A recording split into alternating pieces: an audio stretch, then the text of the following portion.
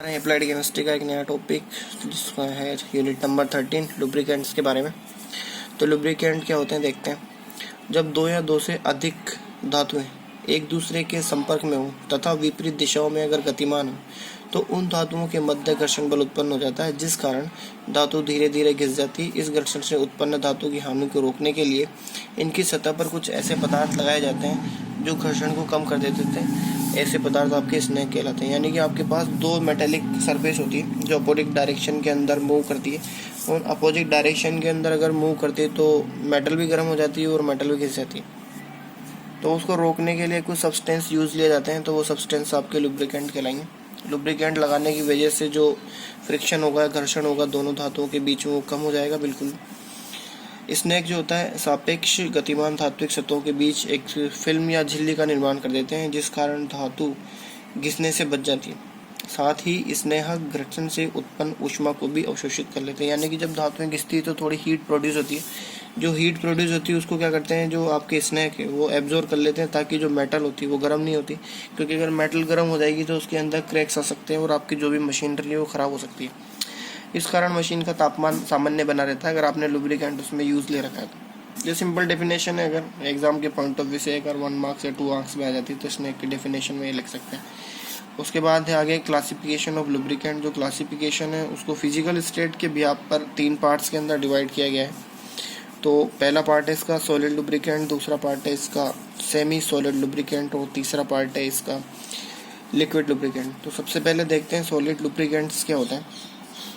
इस प्रकार के जो लुब्रिकेंट होते हैं उनका उपयोग उच्च ताप तथा अधिक दाब की अवस्था में घर्षण कम करने के लिए किया जाता है। यानी कि अगर दो मेटेलिक सरफेस के बीच में अगर आपके हाई टेम्परेचर प्रोड्यूस हो रहा है और अगर हाई प्रेशर पे वो वर्क कर रही है, तो इस अवस्था के अंदर जो आपके लुब्रिकेंट यूज़ लिए जाते हैं वो आपके सॉलिड लुब्रिकेंट यूज़ लिए जा सकते हैं। उच्च ताप तथा अधिक दाब की अवस्थाओं में द्रव स्नेक तथा अर्ध ठोस स्नेक दोनों ही अनुपयोगी होते हैं, इसलिए उनको वहाँ पर उपयोग नहीं लिया जाता था। साधारणतः खनिज पदार्थ जैसे कि ग्रेफाइट हो गया, टैल्क हो गया, माइका हो गया, सोप स्टोन हो गया, मोलिब्डेनम सल्फाइड आदि ठोस स्नेक के रूप में काम में लिए जाते हैं। यानी कि ये ऐसे एग्जाम्पल है सॉलिड लुब्रिकेंट के जो आप काम में ले सकते हो। एक दो एग्जाम्पल के बारे में डिस्कस करते हैं। तो पहला है इसके अंदर ग्रेफाइट, जो कि एक सॉलिड लुब्रिकेंट होता है। ग्रेफाइट एक साधारणतः एवं बहुत उपयोगी ठोस स्नेक है। यह प्रकृति में प्राकृतिक तथा कृत्रिम दोनों रूप से पाया जाता है। ग्रेफाइट में जो मुख्य तत्व होता है वो आपके कार्बन होता है क्योंकि ये कार्बन का अपर रूप होता है। ग्रेफाइट बहुत मुलायम और चिकना होता है। स्नेहक के रूप में इसका उपयोग विभिन्न अभियांत्रिकी तथा औद्योगिक कार्यों में किया जा सकता है। ग्रेफाइट जो होता है स्वयं एवं पेट्रोलियम जेली के साथ मिलाकर स्नेक के रूप में प्रयोग किया जाता है। यानी ग्रेफाइट को खुद स्वयं भी यूज ले सकते हैं या फिर पेट्रोलियम जेली के साथ इसको मिक्सअप करके भी एज ए लुब्रिकेंट काम में ले सकते हैं। दूसरा है सोप स्टोन। तो यह भी एक प्राकृतिक खनिज है तथा इसका जो रासायनिक सूत्र होता है वो 3MgO.4SiO2.H2 होता है। इसको मैग्नीशियम सिलिकेट्स बोलते हैं जनरली। यह सफ़ेद रंग का मुलायम तथा चिकना पदार्थ होता है जो भी सॉलिड लुब्रिकेंट के लिए काम में लिया जा सकता है। इसका उपयोग भी जो उच्च तापक्रम वाले मशीनरी होती है वहाँ पर जो मेटेलिक सरफेस होती है वहाँ पर लुब्रिकेंट की तरह काम में लिया जा सकता है। अगला जो एग्जाम्पल है वो है मोलिब्डेनम सल्फाइड आपके। यह भी एक अच्छा स्नैक है। इस स्नैक को भी उच्च ताप तथा उच्च दाब वाले क्षेत्रों की औद्योगिक मशीनों के अंदर काम में लिया जा सकता है। अगला एग्जांपल है इसके अंदर माइका।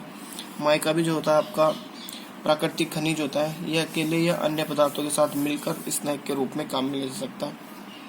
माइका का जो जनरल फॉर्मूला होता है, सामान्य रासायनिक सूत्र K2O.L2O3.3SiO2.2H2 होता है। बिल्कुल सिंपल सा फॉर्मूला है।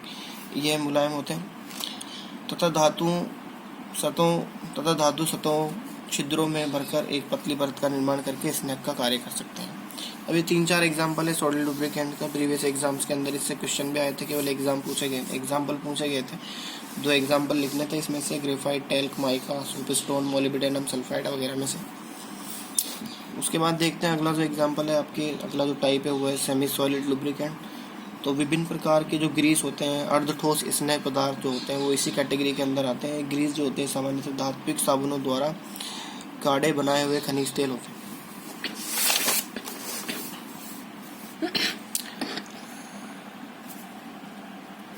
पेट्रोलियम तथा पेट्रोलियम तथा संश्लेषित तेलों में विभिन्न प्रकार के पदार्थ मिलकर ग्रीस बनाए जाते हैं। ग्रीस का जो उपयोग होता है ऐसी मशीनों में किया जाता है जहां कम गति व अधिक दाब हो तथा धातुओं की संपर्क सतहों पर गति लगातार न हो। इसके अतिरिक्त जहां का तापमान अधिक हो वहां भी इनका उपयोग किया जा सकता है। यानी कि सिंपल से जो ग्रीस वगैरह होते हैं वो सब जानते हैं ग्रीस क्या होता है, वो इस कैटेगरी के अंदर आता है आपके सेमी सॉलिड लुब्रिकेंट के अंदर, क्योंकि ना तो बिल्कुल प्योर सॉलिड होता है ना प्योर लिक्विड होता है। अब तीसरा जो एग्जाम्पल है आपके इसके अंदर है लिक्विड लुब्रिकेंट। तीसरा जो टाइप है, स्नेक के रूप में काम में आने वाले तेलों को द्रव स्नेक कहते हैं। द्रव स्नेहक अन्य दूसरे स्नेकों की तुलना में अधिक प्रयोग में लाए जाते हैं। अब इसके कुछ उदाहरण दे रखे टाइप्स। मिनरल ऑयल इसके अंदर पहला एग्जांपल, तो 300 डिग्री सेंटीग्रेड पर पेट्रोलियम के आंशिक आशवन द्वारा तेल जो प्राप्त होता है उसे आप खनिज तेल बोल सकते हैं, मिनरल ऑयल बोलते हैं। खनिज तेल जो होता है पैराफिन या फिर नेफ्थलीन तथा असंतृप्त एरोमेटिक हाइड्रोकार्बन का एक जटिल मिश्रण होता है। इसकी जो शांता होती है, इनकी शांता बढ़ाने के लिए इनमें 10 से लेकर 25% तक फैटी एसिड मिलाए जाते हैं। इस प्रकार प्राप्त मिश्रण को कंपाउंड ऑयल या मिश्रित तेल भी कहते हैं।